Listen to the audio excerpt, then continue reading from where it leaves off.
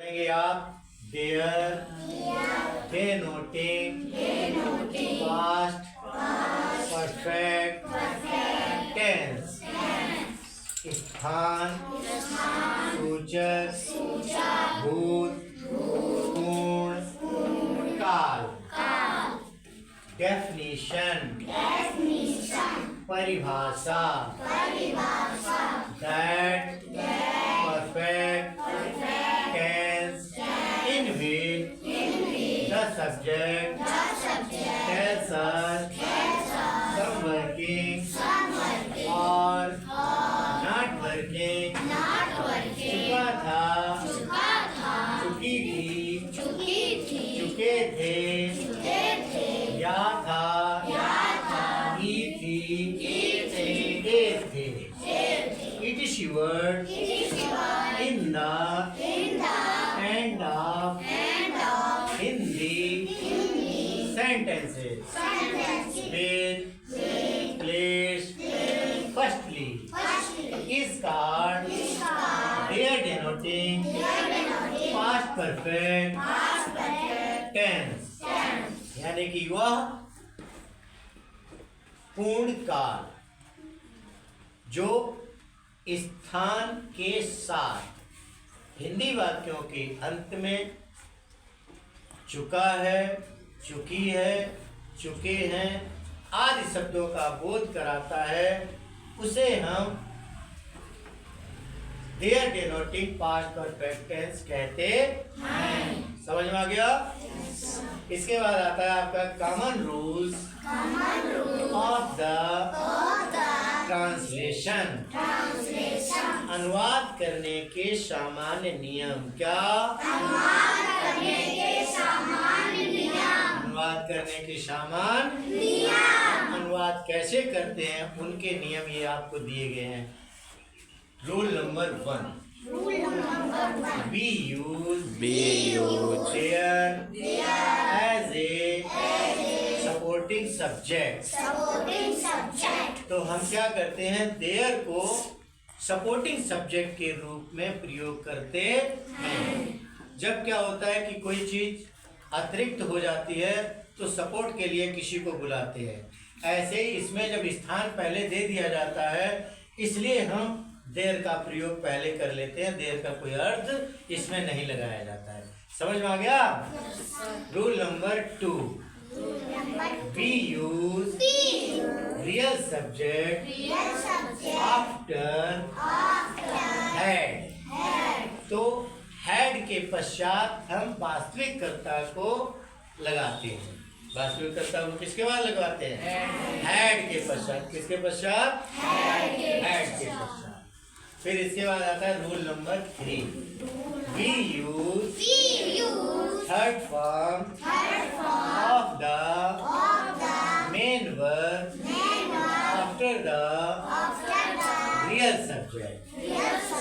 after that we follow the rules of the past perfect tense। तो हम क्या करते हैं मेन वर्ब की थर्ड फॉर्म का प्रयोग रियल सब्जेक्ट के बाद करते हैं। ठीक है? और क्या करते हैं इसके पश्चात जो पास्ट परफेक्ट के नियम होते हैं उनको हम प्रयोग में लाते हैं अनुवाद करने के लिए। तो सबसे पहले आता है अफर्मेटिव। क्या आता है? अफर्मेटिव मतलब होता है स्वीकारात्मक। इसका मेथड होता है मेथड मतलब विधि कि किसी चीज को बनाने के लिए कोई तरीका होता है कोई विधि होती है। ठीक है? तो इसलिए यहाँ अफर्मेटिव सेंटेंस की विधि दी गई। सबसे पहले हम देयर लगाएंगे प्लस हैड लगाएंगे इसके बाद रियल सब्जेक्ट लिखेंगे इसके पश्चात थर्ड फॉर्म लगाएंगे प्लस ऑब्जेक्ट लगाएंगे और लास्ट में प्लेस यानी कि स्थान लगाएंगे। ठीक है? तो जैसे आता है नंबर 1 कृष्ण के मंदिर में राधा जी आ चुकी थी। तो यहाँ ये कृष्ण के मंदिर में स्थान दिया गया है यानी कि जो चीज हमें दिखाई देती है वो लगभग सब स्थान ही है। चाहे वो पार्ट्स ऑफ बॉडी हो चाहे कोई चीज दिखाई दे रही हो पंखा है टेबल है चेयर है ठीक है, रेलवे स्टेशन है, रेलगाड़ी है, ये सब स्थान है। ठीक है, तो इसमें क्या होता है, तो देयर पहले लगा लिया, क्या लगा लिया, देयर, और प्रत्येक कर्ता के साथ हैड का प्रयोग होता है, इसलिए हमने हैड लगा लिया। फिर कौन, राधा जी। कम, कम, केम, कम, फर्स्ट फॉर्म कम, सेकेंड फॉर्म केम और third form come. In the temple of Krishna, in the temple of Krishna. तो बारी भाई स्टेप बाय स्टेप हम चलते रहेंगे और ट्रांसलेशन बनता रहेगा। दूसरा नंबर आता है मथुरा में राधे राधे हो चुकी थी। तो इसका there had Radhe Radhe become in Mathura, in Mathura. फिर नंबर 3 आता है भारतवर्ष में कई बहादुर राजा राज कर चुके थे। तो सपोर्टिंग सब्जेक्ट के लिए हमने देयर लगा लिया, फिर हेड लगा लिया, फिर कौन, कई बहादुर राजा। तो मैनी ब्रेव किंग्स क्या कर चुके थे, राज्य कर चुके थे। तो ruled over India, ruled over India. समझ में आ गया?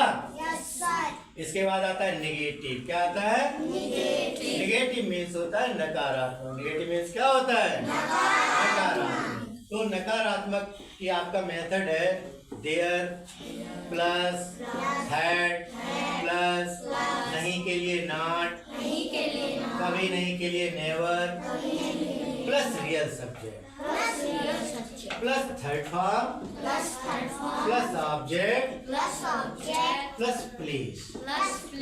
तो फिर इसमें जाते हैं, जैसे इस अंधेर नगरी में कोई चौपट राजा नहीं आया। तो देयर हैड नहीं दिया गया, इसलिए हमने लगा दिया नॉट। ए फूल किंग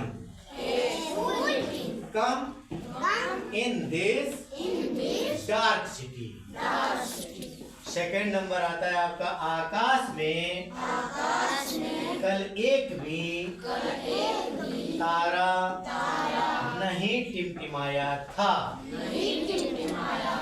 तो there had not even a star twinkled in the sky yesterday. इसी तरीके से बहुत नेगेटिव आप अपनी तरफ से बना सकते हैं, अभ्यास कर सकते हैं। ठीक है, फिर आता है परी के घर में कभी चोर नहीं घुसे थे। तो there had never the thieves entered into the house of Pari. Interrogative एस्नोटाइप विद निगेटिव। तो ऐसे जो वाक्य होते हैं इनको हिंदी वाक्य में क्या से शुरू होते हैं, और इंग्लिश में हेल्पिंग वर्ब जो होती है टेंस की, वो सबसे पहले लगी होती है। ऐसे हम इन वाक्यों को पहचानते हैं, इंट्रोगेटिव एस्नोटाइप के वाक्यों को। ठीक है, तो इसलिए आप लोग, इसका मेथड है हैड प्लस देयर प्लस नहीं के लिए नॉट और कभी नहीं के लिए never plus real subject plus third form plus object plus place plus question. क्या प्रधानमंत्री दफ्तर में प्रधानमंत्री कभी नहीं आए थे? तो सभी के साथ जब हेड लगता है तो सबसे पहले हमने मेथड के हिसाब से यह हेड लगा लिया। क्या लगा लिया? हेड। फिर मेथड के हिसाब से हमने देयर लगा लिया। अब कभी नहीं के लिए यहाँ लिखा नॉट और नेवर, उसके हिसाब से हमने लिख लिया नेवर। कौन? The prime minister. कौन? The prime minister. कम कहाँ? Into the prime minister office. Come into the prime minister office. समझ में आ गया? Yes sir. फिर इसके बाद आता है नंबर 2। क्या? रघुवंश में श्री राम जैसा कोई अन्य राजा भी हुआ था। क्योंकि जितने भी राजा हुए वेदों पुराणों में, रामायण में उनकी चर्चा तो है, लेकिन श्री राम जैसा काम किसी ने नहीं किया। तो उन्हें हम मर्यादा पुरुषोत्तम राम पुकारते हैं। क्या पुकारते हैं? मर्यादा पुरुषोत्तम राम। ठीक है, उन्होंने अपनी मर्यादाओं में रह करके सारे कार्य किए। ठीक है, तो पूजा कर्मों की होती है, आदमी की नहीं होती है। आदमी वही इंसान भगवान बन जाता है यदि आप उसके कर्म अच्छे होते हैं तो। ठीक है, बहुत से लोग फॉलोअर होते हैं जो ऋषियों के पीछे जाते हैं कि उनके अच्छे कर्म होते हैं, इसलिए उन्हें भगवान मानते हैं। समझ में आ गया? तो भगवान राम ने, वो वास्तव में अवतारी भी थे, विष्णु के अवतारी भी थे, और उन्होंने काम भी ऐसे किए कि लोग उनकी आज भी पूजा करते और सदियों तक करते रहेंगे। ठीक है, जब तक ये संसार रहेगा तब तक राम की पूजा होती रहेगी। समझ में आ गया? तो फिर आता है आपका, हाँ, जैसे तो इसका had, there, any other, king, like, Shri Ram, become, in Raghuvansh. समझ में आ गया? तो ऐसे इसी प्रकार के आप अन्य वाक्य भी बना सकते हैं और अपनी तरफ से प्रयास कर सकते हैं। ठीक है, फिर इसके बाद आता है इंट्रोगेटिव,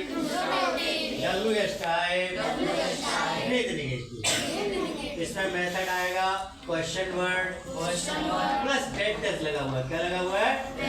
इसका मतलब ये हुआ कि हमें इंट्रोगेटिव टाइप के नियमों का पालन करते हैं, इसलिए यहाँ पर डेट लगाकर क्वेश्चन मार्क लगा दिया गया है। ठीक है, जैसे प्राचीन भारत वर्ष में इतना अधिक सोना क्यों उत्पन्न हुआ था? प्राचीन भारत वर्ष में इतना सोना क्यों उत्पन्न हुआ था? सोने की चिड़िया कहलाता था, भारत कहलाता था। और विदेशी ताकतें आई, हमारी कमजोरी की वजह से लूटी और चली गई। समझ में आया नहीं? भारतवर्ष को लूटा, कंगाल बनाया और यहाँ से चले गए। तो why had there so much gold produced in ancient India? दूसरा आता है कन्नौज के तालाब में पारस बटिया किसने फेंकी थी? कन्नौज के तालाब में पारस बटिया फेंक दी गई थी, जो उससे सोना बन जाता था। वो वैसी बटिया थी, ऐसा एक पत्थर था छोटा सा, अगर लोहे किसी भी धात में लगा दो तो वो सोना बन जाता है। ठीक है, वो सोना बन जाता है। तो उस पारस बटिया को अलाउद्दीन ने कन्नौज के तालाब में फेंक दिया था। समझ में आया? क्योंकि उसका कोई दुरुपयोग ना कर सके, इसलिए तो वो आज तक बटिया मिली नहीं।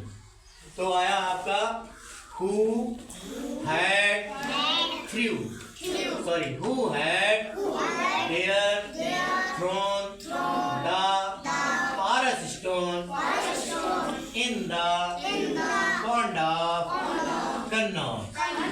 फिर तीसरा आता है नानी के घर में किसने शोर नहीं मचाया? नानी के घर में जाकर के सब शेर हो जाते हैं। ठीक है, क्योंकि मामा लोग कुछ बोलते नहीं, भांजों को बहुत लोग प्यार करते हैं नहीं करते हैं, तो वहाँ खूब उधम मचाते हैं, झूम। नानी के घर का नाम अगर ले दो तो बच्चे बस खुशी से फूल उठते हैं। कहाँ गए थे? मामा क्या गए थे, नानी क्या गए थे। समझ में आ गया कि नहीं आ गया? तो तुम लोग भी छुट्टियों में नानी के यहाँ जाइए और खूब शोर मचाइए, खेलिए कूदिए। ठीक है, लेकिन पढ़ाई का ध्यान भी रखिए। ओके, तो who had their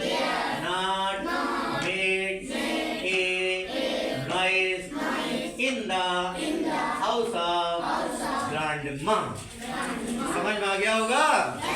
आप अच्छे से पढ़िए, अच्छे से आगे बढ़िए, अपने देश को आगे बढ़ाइए। Thank you.